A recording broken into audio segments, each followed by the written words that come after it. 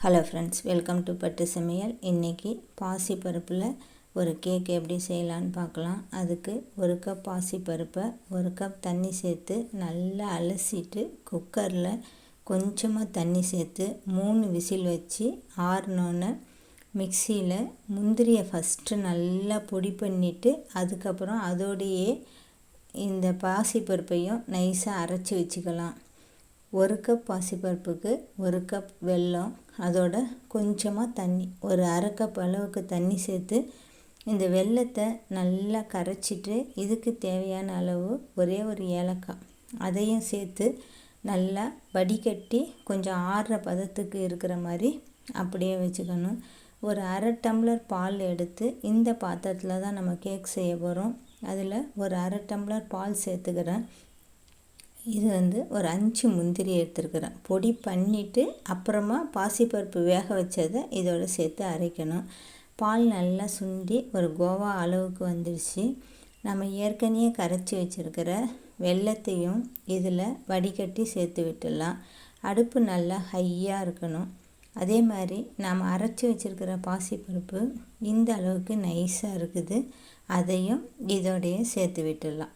இது எல்லாத்தையும் சேர்த்து நல்லா கிளறிக்கிட்டே இருக்க வேண்டியது தான். நம்ம ஒரு கேக் பதத்துக்கு செய்ய போகிறோம். அதனால் இது நல்லா கிளறிக்கிட்டே நல்லா சுண்ட கெட்டியாகிற வரையும் கிளறிக்கிட்டே இருக்கணும். இதோடு நம்ம இப்போ வேறு எந்த பொருளையும் சேர்க்க போகிறது கிடையாது. கடைசியாக ஒரு கப் பாசிப்பருப்பு எடுத்தோம். அதில் அரை கப் அளவுக்கு நெய் சேர்க்கணும். நெய், முந்திரி, கோவா இது 3 தான் இதுக்கு ஒரு நல்ல டேஸ்ட்டை கொடுக்கும். நெய்யை ஃபஸ்ட்டே சேர்த்துடலாம். நல்லா சுருண்டுன மாதிரி வரும். ஆனால் நெய் கடைசியாக அந்தளவுக்கு வாசனையோ டேஸ்ட்டோ தெரியாது. அதனால் கடைசியாக நம்ம நெய்யை சேர்த்துக்கலாம். இறக்க போகிறதுக்கு ஒரு 2 நிமிஷத்துக்கு முன்னாடி நாம் நெய்யை சேர்த்துக்கலாம். இப்போ நம்ம பாக்கி உள்ள எல்லா நெய்யையும் சேர்த்துட்டு நல்லா சுண்டுற அளவுக்கு அதை சேர்த்து விட்டுடணும். இதுவே பேனாக இருந்தால் சுத்தமாக ஒட்டாத அளவுக்கு நல்லா சுருண்டு வர்றது தெரியும். இது அடி கனமான பாத்திரங்கிறதுனால அந்த அளவுக்கு இதில் தெரியல. ஆனால் அடி பிடிக்காது. ஆனால் இது மாதிரி சேர்ந்த அளவுக்கு வரும். அவ்வளோதான். முந்திரி நம்ம அதிகமாக சேர்க்க டேஸ்ட் ரொம்பவே நல்லாயிருக்கும். நாம் சேர்த்து வச்சுருந்த எல்லாத்தையும் இப்போ ஒரு பாத்திரத்தில் நெய்யை தடவிட்டு அதில் சேர்த்து கேக் போடுறதுக்காக இது மாதிரி நல்லா ஷேப் பண்ணிக்கலாம்.